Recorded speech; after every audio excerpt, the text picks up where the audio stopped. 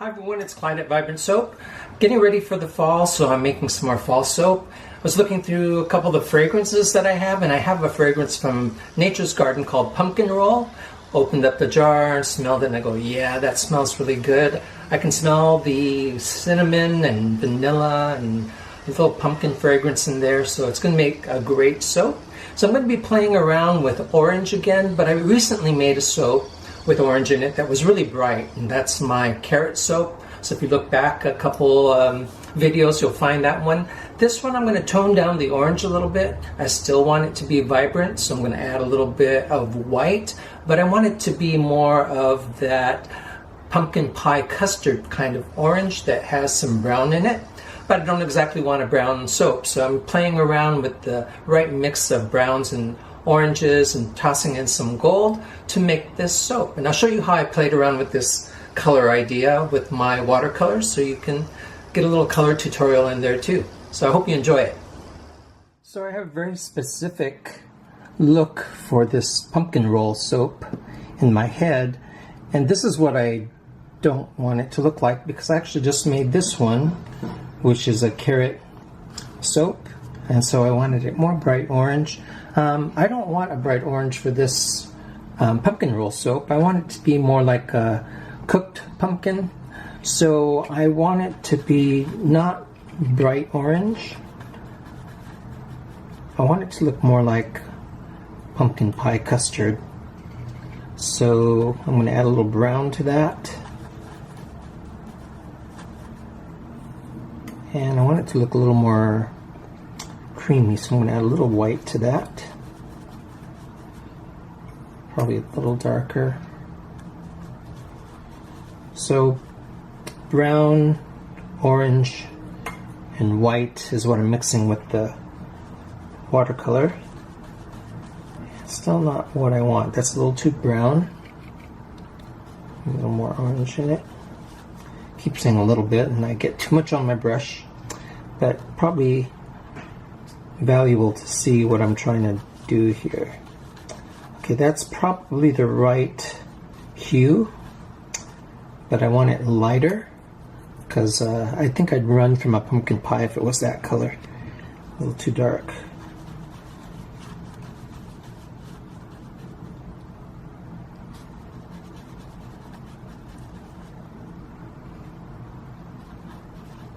Getting a little closer. I'll know when I see it. Sometimes you just play around. That's pretty close to what I'm looking for. And I will say it's hard to get this kind of nuance by the time you translate this to your micas and everything, but at least you have something to shoot for rather than to just kind of go for something that you haven't pictured before. And I'm going to use some gold mica. And gold mica is hard to recreate really with watercolors because it has some metallic in it. Something like that, but a little more white.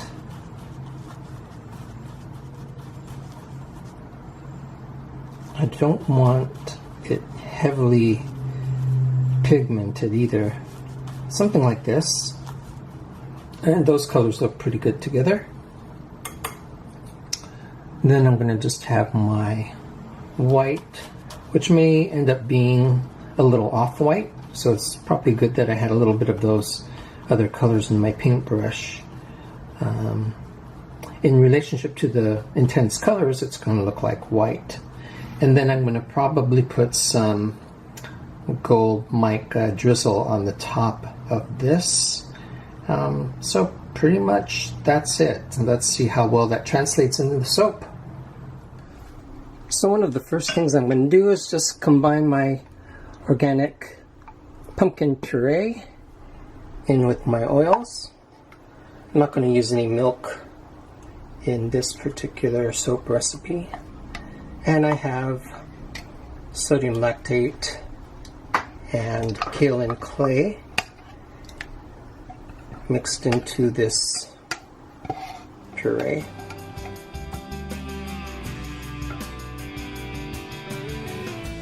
So the sodium lactate also helps to harden the bars, helps with the unmolding process. I find that there's less soap that wants to stick to the mold when you use sodium lactate. So I'll blend this, put this aside, and get my lye setting up.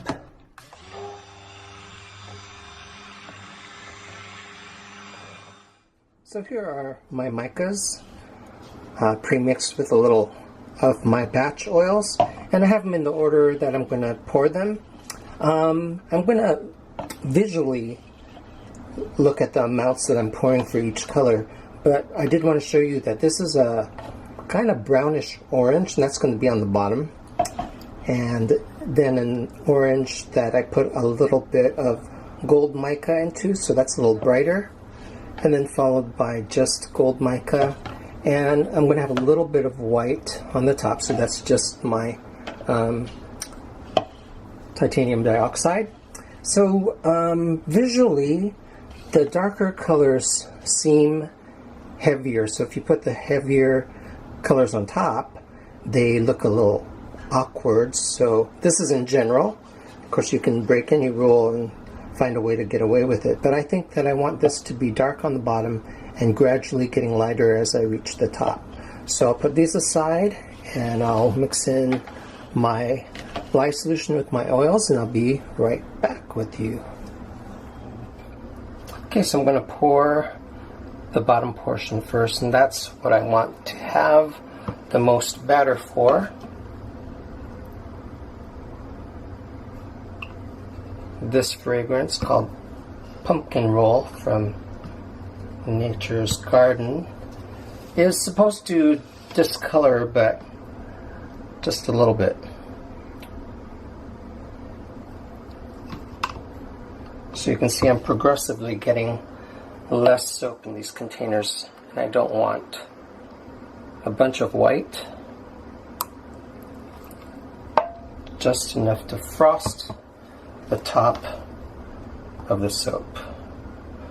So you notice that my containers are a little full, so what I'm going to do is get it about right, and then transfer this to the big bowl. So I just transferred this to the large bowl because this container wasn't large enough.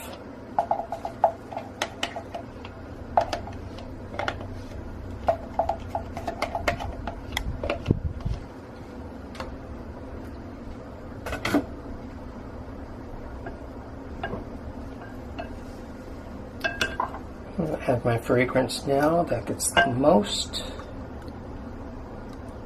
and I'm not going to put any in the white portion. I added a little less fragrance knowing that I didn't want any fragrance in the top. Oh my gosh, it smells good. I can smell the cinnamon and the pumpkin and the spices. So I had some suggestions off of my Facebook Vibrant Soap page, and people said, how about a fall soap? And I thought that was great. And they also said a beach soap, and I thought that was great, but I just remembered that I just finished making a couple of beach type soaps. So fall it is.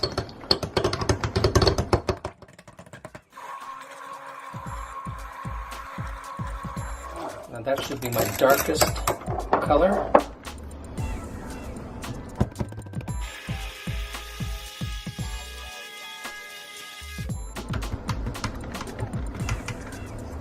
Bright orange.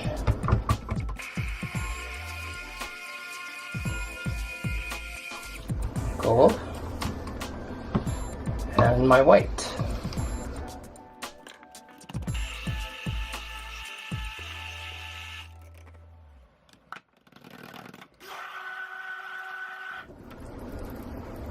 Just stirring out some bubbles. This fragrance is not accelerating any at all, so I can Take my time a little now. And as I'm doing this, I'm getting some swirling ideas. I think that bottom portion, since it has the most mass, it might look nice with some white and gold swirls in it. Make it a little more interesting. There's my orange back here. This is the one that seems to be speeding up the most. That's okay still. Gold is also starting to solidify, but it's still manageable. And I'm not going to mix my white with that spatula, so just do that separately. That's doing great. Okay, so I'm just going to take a guess on how much I'm going to put in here to swirl. Just a little, I think. Let's pour some in there. One.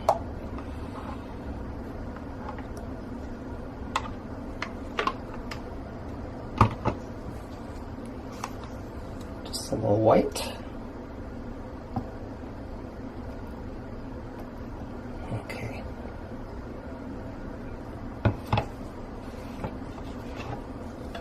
Just stir this a little bit. You know, Clyde, he can't stop from swirling, so what are you going to do? So let's get this so you can see it.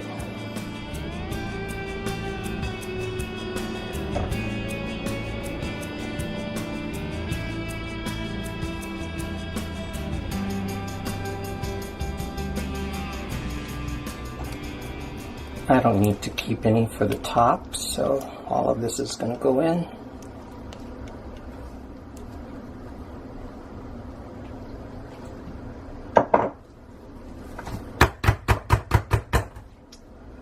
The next thing that's going to go in is this brighter orange, and all of that can go in.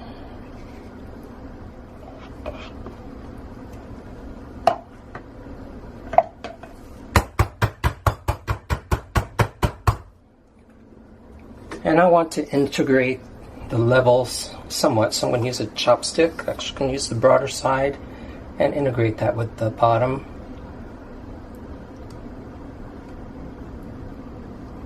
Just because I don't want the stark level lines between the different colors.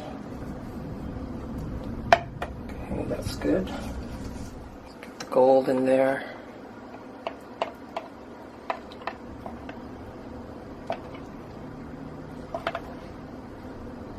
Looks delicious. Let's get this level.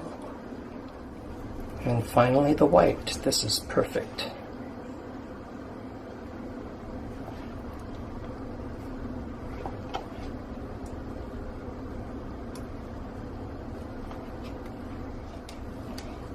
As I think about it, I'm going to leave this white unswirled with the rest of the bottom. I want it to look like a topping to this pumpkin, like it was a dessert or something. Okay, so I think I want to texture this a little bit, and then I'm going to add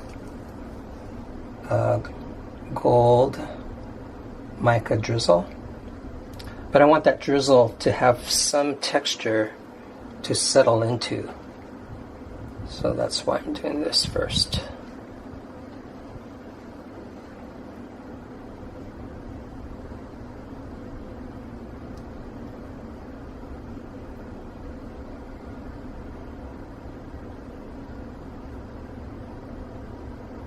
Okay. Here's my gold drizzle. I had a question on one of my past videos about this drizzle. When it's first used, there might have some residual amount of this that may come off on the hand, but really after a couple uses, it pretty much disappears. but a lot of it is absorbed into the soap because the thirsty amounts of oil and lye going on in the batter right now just drinks up that extra oil, and it kind of helps the mica to adhere to it a bit more.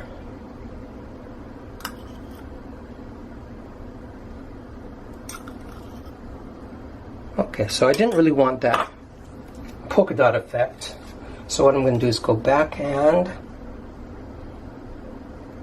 texture it again so that that mica integrates into the top a bit more. Has such a rich look to it.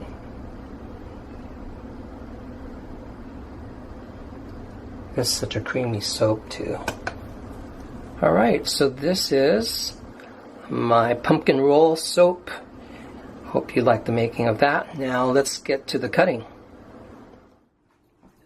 Okay, so although it seemed like it was a simple swirl, I did end up doing an in-the-pot swirl. I poured it into the mold and then I did chopstick swirl, so I'm really interested to see how that all worked out. And I decided to put some like gold and white in the darkest portion of the color on the bottom. Just couldn't help myself. And so far, I'm liking that fine detail.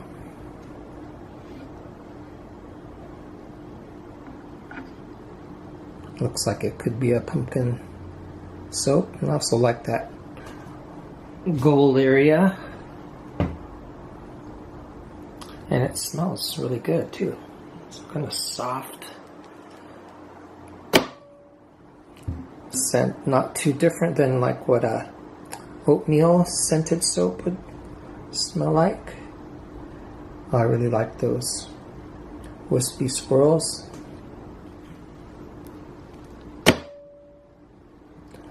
And there's that gold drizzle top. The gold swirled with the white in the darkest part is real subtle, but it's there. I also like that it's not a bright orange, it's a ochre orange, if there's such a thing. More reminiscent of a pumpkin custard.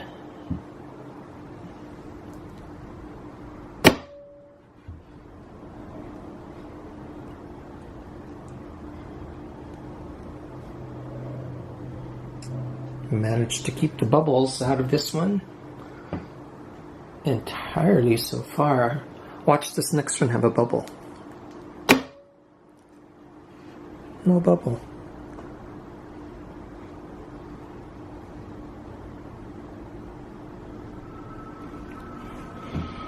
I smell some cinnamon, some vanilla. I really feel like sinking my teeth into this, but I don't think I should.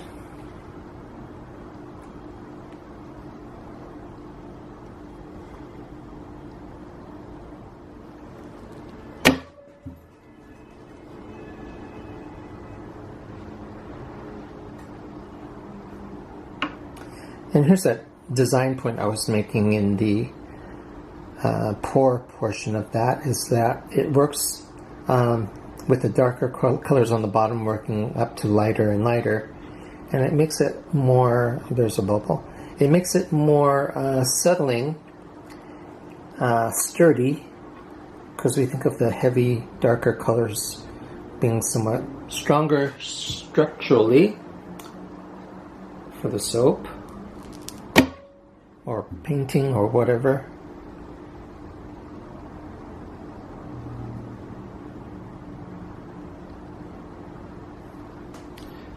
And I'm not going to even cut this one. This one's perfect. And its backside actually looks pretty interesting as it is. So I'll clean these up. I'll take photographs and show them to you at the end. And I'll say goodbye to you right now. Thank you for subscribing and hitting that little bell so that you can see when I put up the new videos. I try to get them up about once a week. Yeah. So I'm going to show you 2 different videos on foodie types of soaps like this one is. And I'll put them in the little cards at the end so you can find them easily. And we'll see you next time. Bye, everybody.